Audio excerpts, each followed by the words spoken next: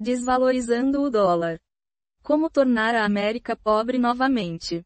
Daniel Lacalle. Nos últimos dias, temos lido diversos artigos sobre um possível acordo entre o governo dos Estados Unidos e seus principais parceiros comerciais para desvalorizar o dólar americano. Esse suposto pacto foi apelidado de Acordo de Mar-a-Lago, uma referência ao Plaza Accord, de 1985, que tinha como objetivo desvalorizar o dólar para corrigir desequilíbrios comerciais. Aquele plano fracassou. O objetivo, segundo a mídia do mercado financeiro, seria enfraquecer o dólar americano, aumentar a competitividade das exportações do EUA e reequilibrar o comércio global. Outra proposta envolve a reestruturação da dívida dos Estados Unidos por meio da troca de obrigações existentes por títulos de longo prazo, como os títulos do Tesouro de 100 anos, com a intenção de aliviar a pressão fiscal. No entanto, essa seria uma ideia perigosa e potencialmente contraproducente. O conceito do Acordo de Mar-a-Lago parte de duas premissas equivocadas. A de que as exportações dos Estados Unidos são insuficientes devido a uma moeda forte. E a de que a dívida é elevada por causa da robustez do dólar. Ambas estão simplesmente erradas.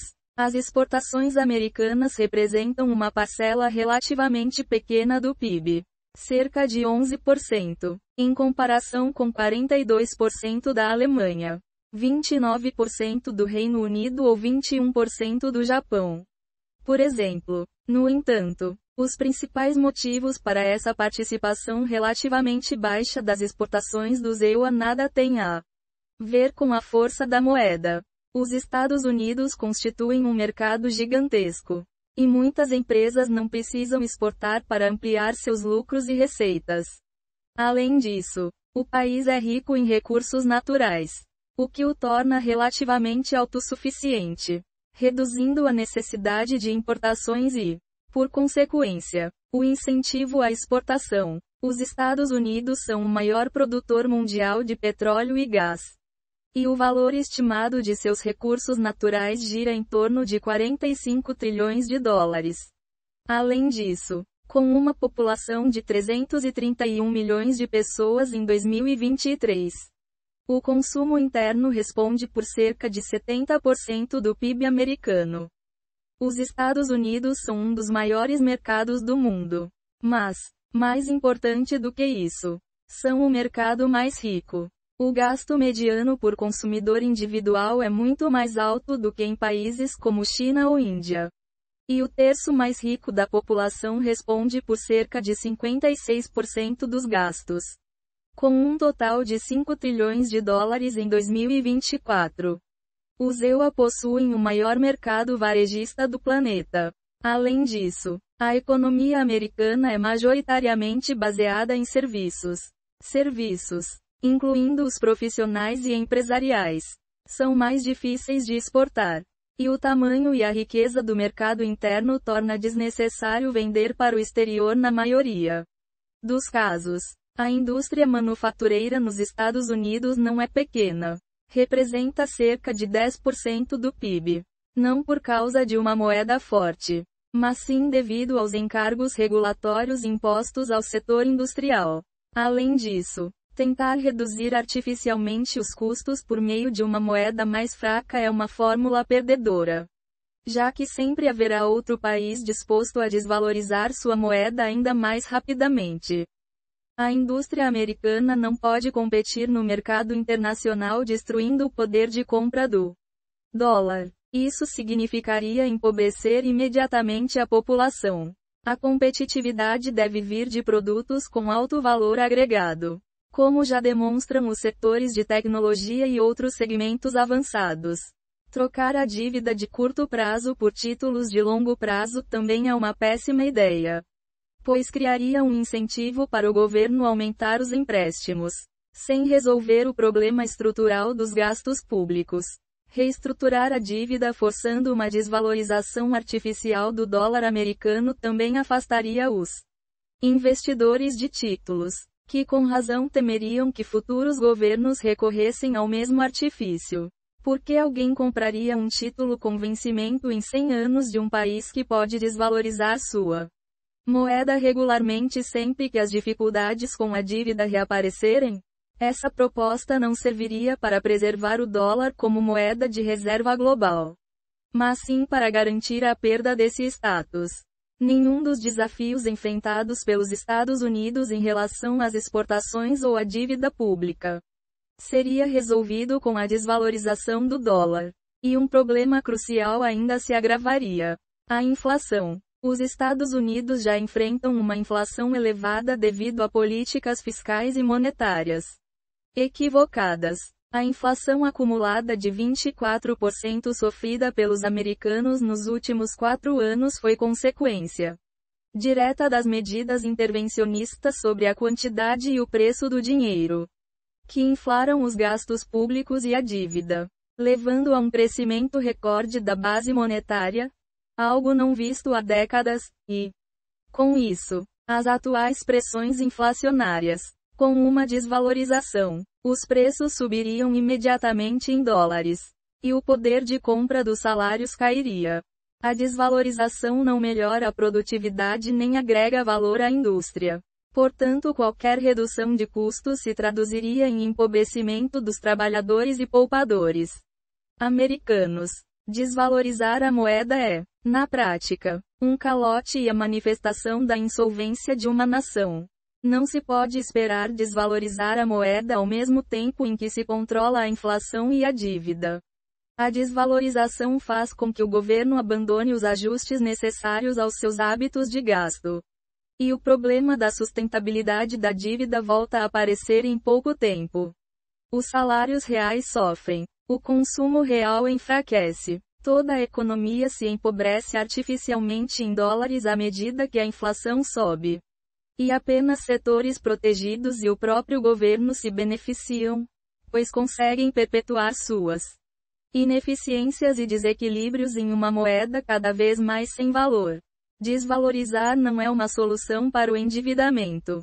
Pelo contrário, estimula ainda mais empréstimos por parte de um governo já viciado em gastar. Além disso, agrava o efeito de deslocamento do crédito privado, conhecido como efeito crowding out, já que a dívida do governo substitui o crédito do setor privado, que se torna mais caro com o enfraquecimento da moeda e o aumento da inflação. Se desvalorizar a moeda realmente fosse uma medida eficaz de competitividade, Argentina e Venezuela seriam as nações mais competitivas do planeta. A desvalorização apenas transforma em zumbis alguns setores não competitivos e um governo fiscalmente irresponsável à custa de tornar todos os outros mais pobres. Um dólar americano forte reduz as pressões inflacionárias e mantém as taxas de juros baixas.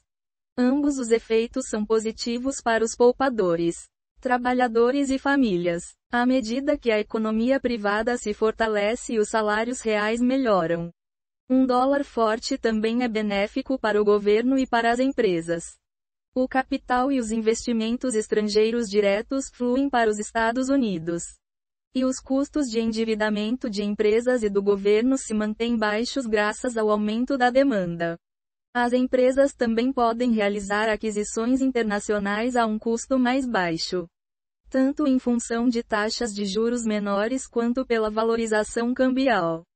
Uma política monetária sólida e uma moeda forte também são essenciais para manter o status do dólar como moeda de reserva global. Se uma pequena parcela dos setores econômicos dos Estados Unidos sofre com um dólar valorizado, esse é um preço que vale a pena pagar em troca de ser a nação mais rica do mundo, com a moeda mais utilizada, uma reserva de valor e um investimento atrativo para o restante do mundo. O maior erro que o governo Trump pode cometer é adotar políticas de desvalorização do tipo: empobreça o vizinho, com o objetivo de mascarar um desequilíbrio estrutural do governo. A desvalorização não é uma ferramenta para fomentar exportações. É um instrumento de favorecimento de grupos privilegiados. Cronismo. E sempre termina com a destruição da moeda como reserva de valor. Os problemas dos Estados Unidos são complexos e não têm soluções fáceis. O país precisa enfrentar seu excesso de regulamentações e a carga tributária que penaliza a indústria, mas também deve conter os gastos públicos e a política contínua de afrouxamento monetário, que corrói o poder de compra dos salários e faz com que famílias e pequenas empresas sofram. Se o governo atual realmente está comprometido em defender os empregos americanos, os salários dos trabalhadores e o bem-estar das famílias, um dólar forte é a prova de que está alcançando esses objetivos. Uma economia forte não precisa de uma moeda fraca. Este artigo foi originalmente publicado no Mises Institute. Recomendações de leitura. A empiria comprova a boa teoria. Desvalorizar o câmbio piora a economia e reduz as exportações. Desvalorizar o câmbio estimula o crescimento econômico? 3 consequências da desvalorização da moeda, que muitos economistas se recusam a aceitar. Nota: as visões expressas no artigo não são necessariamente aquelas do Instituto Mises Brasil. Nos últimos dias, temos lido diversos artigos sobre um possível acordo entre o governo dos Estados Unidos e seus principais parceiros comerciais para desvalorizar o dólar americano. Esse suposto pacto foi apelidado de Acordo de Mar-a-Lago, uma referência ao Plaza Accord de 1985. Que tinha como objetivo desvalorizar o dólar para corrigir desequilíbrios comerciais. Aquele plano fracassou. Desvalorizar não é uma solução para o endividamento. Pelo contrário, estimula ainda mais empréstimos por parte de um governo já viciado em gastar. Além disso, agrava o efeito de deslocamento do crédito privado, conhecido como efeito crowding out, já que a dívida do governo substitui o crédito do setor privado, que se torna mais caro com o enfraquecimento da moeda e o aumento da inflação. Este artigo foi originalmente publicado no Mises Institute.